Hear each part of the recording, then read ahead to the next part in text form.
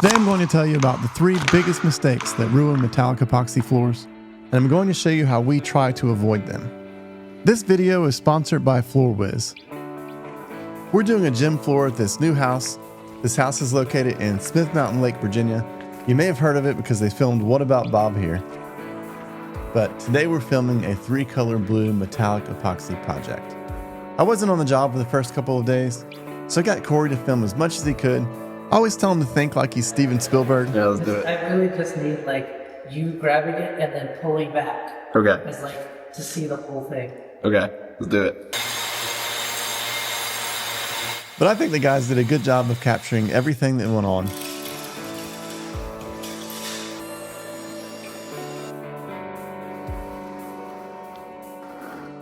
The first big mistake that a lot of people make is that they try to coat a floor that's not smooth. When you're doing the metallic coat, the pigment always finds all the low spots or the high spots in the floor.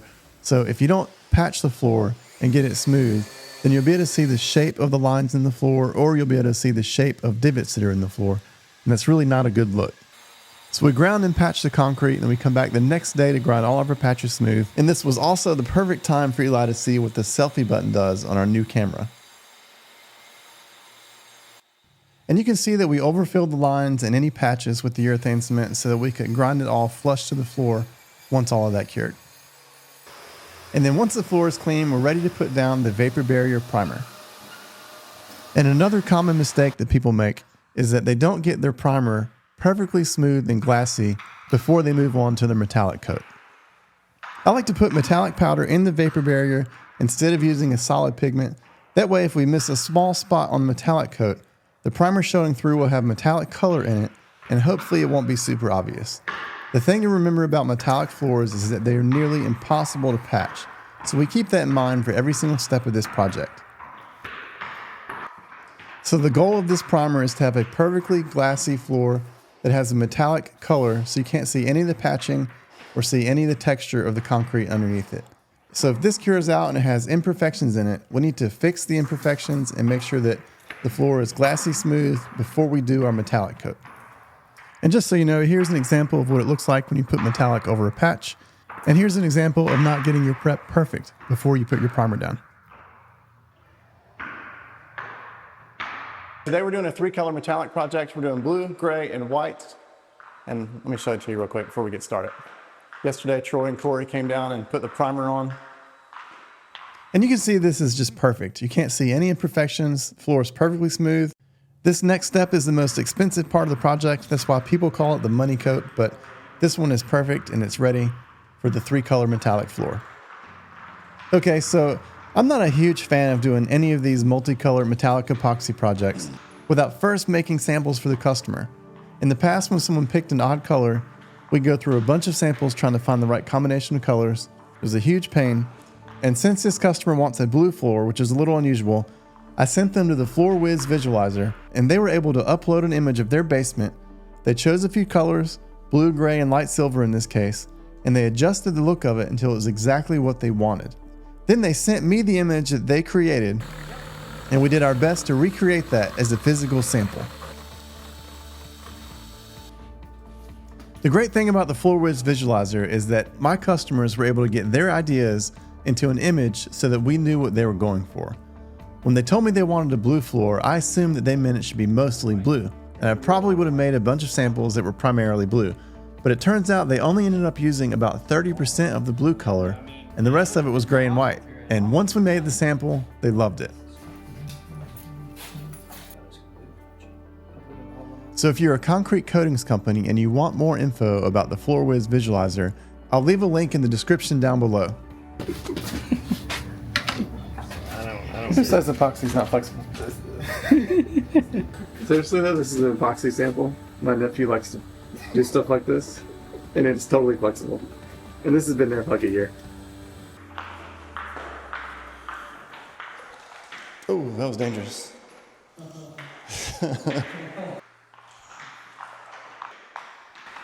Seems like the blue goes further. It makes easier. Why would the blue go further? It's obviously not, but it seems that way. And the third mistake that people make when doing metallic epoxy floors is that they either use the wrong epoxy or they didn't get the material on the ground fast enough. For metallic epoxy to look good, you really need for it to have time on the floor to float out and move around.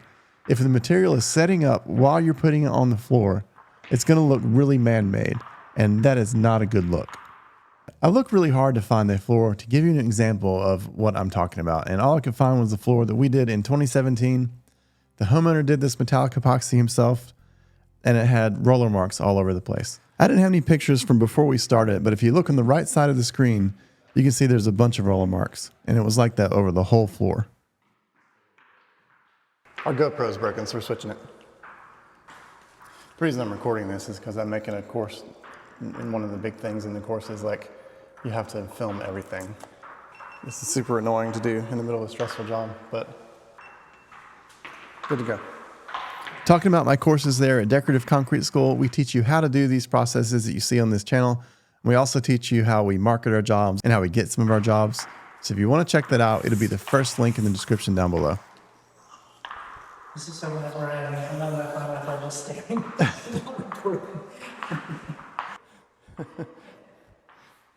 What's the camera guy doing? Oh, he's daydreaming. I forget he doesn't want any real straight lines. That's coming back, isn't it? Looks good. This is why we have to use slow set epoxy, because I feel like I can like relax a little bit. I'm high strung because I'm used to our stuff setting up so fast, but like we're supposed to have an hour, if you believe that. We go through extremes of like rushing, and we're supposed to be able to take it easy.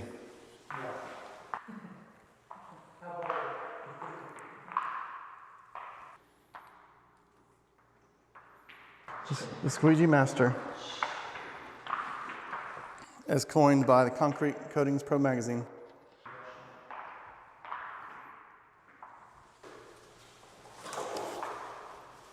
Let me record something for my Insta story.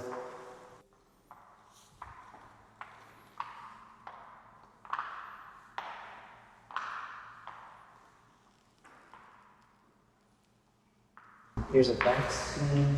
Look at the process. Look how fake he is. If only people knew we just make this crap up as we go. I think we're good. Yeah, if we missed any, it's gray underneath. The only thing I really don't like are drip marks. Yeah. So like when I pick the roller up and it does that, I gotta figure out how to get that out. I don't know. I'm gonna hand this to y'all. I hope that's okay. So it looks all smeary right here now. That's how I would describe it. Is that how you would describe it, Troy? Smeary? Where we roll it, it kind of mixes it, but as it sets, it starts to like separate, like right there. And you can, the further you go out, the better it looks. And then down there where you can't see it because it's so shiny, you can't see it, but it looks great down there. This is kind of smeary, but this is gonna look better in a few minutes. It looks overblended, and then it gradually moves itself back to Yeah, each color. that's a good way to describe it, actually. Over blended. Okay, today is urethane day on this job. It's always the worst day because we're actually going to take a floor that looks nearly perfect, and we're actually going to make it look worse by putting urethane on it. So that part's kind of a bummer. But here's some video of what it looks like before urethane.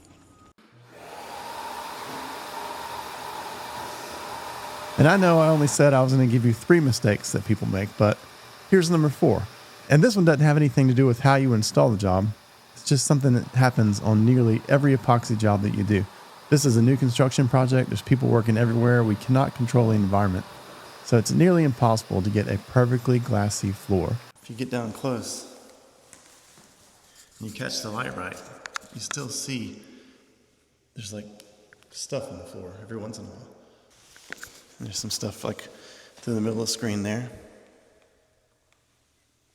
Not sure if you can see it, but if somebody was picky, you can always find something, even on ones that we consider to be perfect. Because when we walked in here, Troy and Corey and Eli all said it was the best job we've ever done. But I can look at it and find stuff, like right here. And this is about as good of an environment as we're going to get. If you look at the room, it's completely closed off. The windows are closed, the doors are closed, the vents in the ceiling are closed, the HVAC is turned off. This is like the best possible scenario for us. And it's still not perfect. So with all that being said, I like to sand the floor before we put down our high wear urethane. And that's going to make this the most durable finish that we have to offer. But the downside is it's not going to be a perfect sheet of glass once we're finished. But on the bright side, it hides a lot of flaws because it leaves just the slightest bit of texture in the floor. And that's going to keep your eye from finding the 1 or 2 imperfections here or there. And I know that sounds like a little bit of a cop-out, but bear with me for a minute. You don't eat a lot of peanut butter, do you? I do. I like peanut butter. You should be better at this then. This is not like peanut butter. You can't get the chunky stuff. I don't like chunky peanut butter. No, I hate it. Feels like a job partially done. Someone got lazy a lot. I know. Then they put it in the package. Somebody on their crew was like, let's just call it chunky. Let's halfway do our job and call it chunky. People will love it. It's kind of genius. So obviously, if we could do this and the floor was perfectly smooth and super durable, we would do that every single time. But the problem is that there are so many variables that it's nearly impossible to control it to where you can get a floor perfect. So with that in mind, we opt to do a high wear urethane. Number one, because it's way more durable than anything else on the market. We have case studies of this. We did the Sequest, which is called AquaZoo now. They changed their name to AquaZoo. We did that like 6 years ago. It still looks really good. And that was with the high wear urethane. But if you look on Facebook, you'll see all of these metallic projects that have this new-ish mop-on sealer that keeps the floor really glossy without losing that clarity in the reflections. Even deeper in some of those groups, you're going to see all these complaints about metallic epoxy that scratches all the time. We're doing a glassy floor. We know that it's going to scratch if you're hard on it. So we opt for high wear urethane because we know that holds up better than anything else. And that gives 2 benefits to us. Number one is it gives us a repeatable process with predictable results, which is great when you're in business. That's what you strive for. And then number 2, that little bit of texture is going to hide those imperfections. We feel like it's a little bit of a give and take. We're giving it some of the glossy floor, the glossy look away, but we're giving our customers the floor that we feel like is the most durable metallic floor we can give them. And it's kind of funny that I made that joke about chunky peanut butter just a few minutes ago, but this is not like that. This is the exact opposite of that. We're making a calculated decision to give our customers the best possible results. And I sent Eli to this job. This was about 3 days later. He took a bunch of video because I wanted to show everyone exactly what I'm talking about once this is cured. So if you look at this screen right here on the left-hand side, you can see that the reflection is not perfect. It has the slightest little bit of what we call orange peel texture. And I'm going to put up the image from before we put the urethane on so you can see the differences side by side. And while you can see that there's a little bit of a difference between the two, and I think the one that has the clearer reflection looks better, I just don't think it's worth the sacrifice of having a floor that's not quite as durable because both of these floors are going to scratch. But I think the urethane holds up a little bit better and the texture is way more forgiving. This is somewhat of a controversial topic in our industry, so I'm sure people will tell me how dumb I am in the comments. But like I said, the thing that's most important to us is to create a repeatable process that has predictable results. And that's what we do, and we teach you how to do that in our courses at Decorative Concrete School. You can learn how to do a metallic floor like in this video, but we also teach you how to do flake garage floors, concrete overlays, and stained concrete. You can learn more about that at decorativeconcreteschool.com. Big thank you to FloorWiz for sponsoring this video. We love that app. I love that it's embedded into our website. It definitely makes selling jobs a lot easier for us.